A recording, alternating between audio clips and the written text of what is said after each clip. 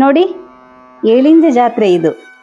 ಬರೀ ಜಾತ್ರೆಯಲ್ಲ, ಸಹಸ್ರಾರು ಭಕ್ತಾದಿಗಳಿಗೆ ಜಾತಿ ಭೇದ ಭಾವವಿಲ್ಲದೆ ಎಲ್ಲರಿಗೂ ಬಗೆ ಬಗೆಯ ಫಲಹಾರ ಕೊಡುವಂತಹ ವಿಶಿಷ್ಟವಾದ ಜಾತ್ರೆ. ಫ್ರೆಂಡ್ಸ್, ನಾನಿವತ್ತು ಏಳಿಂಜ ಜಾತ್ರೆಗೆ ಬಂದಿದ್ದೇನೆ ಆಯ್ತಾ. ಇದು ಬರೀ ಜಾತ್ರೆ ಅಲ್ಲ, ಇಲ್ಲಿ ಆಧ್ಯಾತ್ಮಿಕತೆಯೊಂದಿಗೆ ಆಹಾರ ಕೂಡ ಬೆಸೆದುಕೊಂಡು ಆಚರಿಸಲ್ಪಡುವ ವಿಶಿಷ್ಟ ಜಾತ್ರೆ ಅಂತಲೇ ಹೇಳ್ಬೋದು.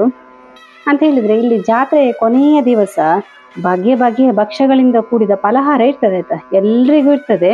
ಅದರಲ್ಲಿ ಏನುಂಟು ಏನಿಲ್ಲ ಅಂತ ಹೇಳಲಿಕ್ಕೆ ಇಲ್ಲ, ಅಷ್ಟು ಬಗೆ ಇರ್ತದೆ. ನಾವು ದೇವರ ದರ್ಶನ ಮಾಡಿಕೊಂಡು ಇಲ್ಲಿನ ಬೇರೆಲ್ಲ ವಿಷಯಗಳನ್ನ ನಾನು ನಿಮಗೆ ತೋರಿಸ್ತಾ ಹೋಗ್ತೇನೆ. ನೋಡಿ, ಇವಾಗಲೇ ಎಷ್ಟು ಭಕ್ತಾದಿಗಳು ಸೇರಿದ್ದಾರೆ ನೋಡಿ. ಫಲಹಾರ ಎಲ್ಲ ಸ್ಟಾರ್ಟ್ ಆಗಿದೆ. ಇವಾಗ ಆಲ್ರೆಡಿ 8 ಗಂಟೆ ಆಗಿದೆ. ಇಲ್ಲಿ ಫಲಹಾರ ಎಲ್ಲ 6 ಗಂಟೆಗೆ ಸ್ಟಾರ್ಟ್ ಆಗ್ತದಂತೆ. ಜನ ಬಂದು ಬಂದು ಬಂದು ಹೋಗ್ತಾರೆ. ದೋಸೆ ಹಂಚಿ ನೋಡಿ ಅಂತೆ ಎಷ್ಟು ದೊಡ್ಡ ದೊಡ್ಡದಿದೆ. ಒಂದೊಂದು ಸಲಕ್ಕೆ ಇಲ್ಲಿ 10 ರಿಂದ 15 ದೋಸೆ ಹಾಕ್ತಾರೆ. ಮಸಾಲೆ ದೋಸೆ ಎಷ್ಟು ದೊಡ್ಡ ದೊಡ್ಡದಿದೆ ನೋಡಿ. ಈ ಟೊಮೆಟೊ ಆಮ್ಲೆಟ್ ಹಂಚಲ್ಲಿ ಸಾಧಾರಣ ಒಂದು 25 ರಿಂದ 30 ಆಗ್ಬೋದು ಒಂದ್ಸಲ ಹಾಕ್ಬೇಕಾದ್ರೆ. ಹಾಗೇನೆ ಈ ಕಡೆ ನೋಡಿ, ಪಾವ್ ಭಾಜಿ ಮಾಡ್ತಿದ್ದಾರೆ. ಅಂದ್ರೆ ಇಲ್ಲಿ ಫಲಹಾರ ಅಂತ ಹೇಳಿದ್ರೆ ಎಲ್ಲ ಈ ತರದ್ದೇ ಒಳ್ಳೊಳ್ಳೆ ಫಲಹಾರಕ್ಕೆ ಭಕ್ಷ್ಯಗಳಿವೆ. ನನಗೆ ನೋಡುವಾಗ್ಲೇ ಬಾಯಲ್ಲಿ ಆಸೆ ಆಗ್ತಾ ಉಂಟು. ಹಾಗೇನೆ ಕಟ್ಲೆಟ್ ಮತ್ತೆ ಡ್ರೈ ಜಾಮೂನು, ಇದು 3ನ್ನ ಫಸ್ಟಿಗೆ ಹಾಕ್ತಾರೆ ನೋಡಿ. ಇದಾದ್ಮೇಲೆ ಬಿಸಿ ಬಿಸಿ ಮಸಾಲೆ ದೋಸೆ, ಎಷ್ಟು ಬೇಕಷ್ಟು ಅನ್ಲಿಮಿಟೆಡ್ ಫುಡ್. ಅದಾದ್ಮೇಲೆ ಟೊಮೆಟೊ ಆಮ್ಲೆಟ್ ಕೂಡ ಹಾಗೇನೆ ಎಷ್ಟು ಬೇಕಷ್ಟು. ನಂತರ ಅನ್ಲಿಮಿಟೆಡ್ ಗೀ ರೈಸ್, ಹಾಗೇನೆ ಕೂರ್ಮಾ ನೋಡಿ. ಜಾತ್ರೆಯಲ್ಲೊಂದು ಮಿಸ್ ಮಾಡದೆ ತಗೊಳ್ಳುವಂತಹ ಒಂದು ಐಟಮ್ ಅಂತ ಹೇಳಿದ್ರೆ ಐಸ್ ಕ್ರೀಮ್. ಇಲ್ಲಿ special ice cream, carrot halwa, ಹಾಗೇನೆ ಫ್ರೂಟ್ಸ್, ನಂತರ ಐಸ್ ಕ್ರೀಮ್ ಹಾಕಿ ಕೊಡ್ತಾ ಇದ್ದಾರೆ. ಎಷ್ಟು ಬೇಕಷ್ಟು ತಗೋಬಹುದು. ಲಾಸ್ಟಿಗೆ ಬೇಕಾದ್ರೆ ಕಾಫಿ ಟೀ ಎಲ್ಲ ಇಟ್ಟಿದ್ದಾರೆ, ಅದು ಕೂಡ ಹಾಗೇನೆ ಬೇಕಾದವರು ತಗೋಬಹುದು. ನಾನು ಕೂಡ ಫಲಹಾರ ಮಾಡಿದೆ.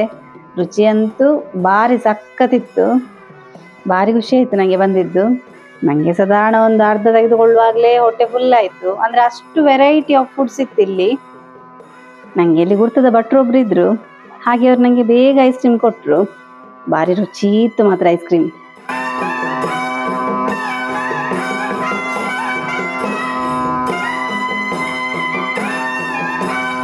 ನೋಡಿ, ನಂದು ಐಸ್ ಕ್ರೀಮ್ ಎಲ್ಲ ತಿಂದಾಯಿತು. ಮತ್ತು ಬಲಿ ಹೊರಡಲಿಕ್ಕೆ ತುಂಬ ಗ್ಯಾಪ್ ಇತ್ತು. ಆವಾಗ ನಾನು ಆ ಚಿಟ್ಟೆಗಳ ಡ್ಯಾನ್ಸ್ ಎಲ್ಲ ನೋಡ್ತಾ ಕೂತೆ. ಭಾರಿ ಚಂದ ಡ್ಯಾನ್ಸ್ ಮಾಡ್ತಿದ್ವು. ಹಾಗೆಯೇ ಯಕ್ಷಗಾನದ ಗೊಂಬೆ ಡ್ಯಾನ್ಸ್ ಭಾರಿ ಚಂದ ಇತ್ತು.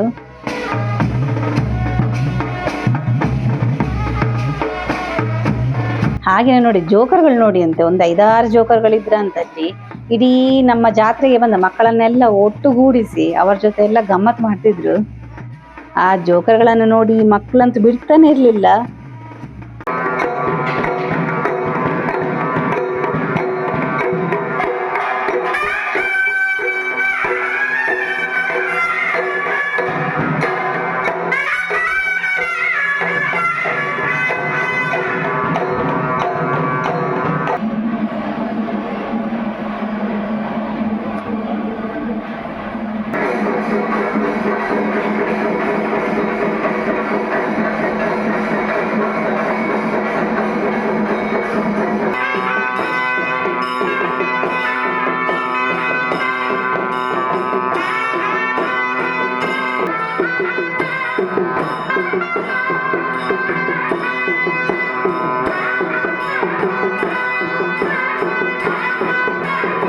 ಹೀಗೆ ನಮ್ಮ ಏಳಿಂಜ ಜಾತ್ರೆಯಲ್ಲಿ ಒಳ್ಳೆ ಅನುಭವ ಸಿಕ್ಕಿತ್ತು ನನಗೆ.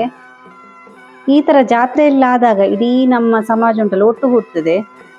ಈ ಥರ ಆಗ್ತಾ ಇರಬೇಕು. ಜಾತ್ರೆಯಲ್ಲಾದಾಗಲೇ ನಮ್ಮ ಬಂಧು ಬಾಂಧವರೆಲ್ಲ ಒಟ್ಟಾಗೋದು. ನೀವು ಕೂಡ ಏಳಿಂಜ ಜಾತ್ರೆಗೆ ತಪ್ಪದೆ ನೆಕ್ಸ್ಟ್ ಇಯರ್ ಬನ್ನಿ. ನಾವು ಈ ಥರ ಇಂಟ್ರೆಸ್ಟಿಂಗ್ ವಿಡಿಯೋದೊಂದಿಗೆ ಮುಂದೆ ಸಿಗ್ತಾ ಇರ್ತೇವೆ. Thank you.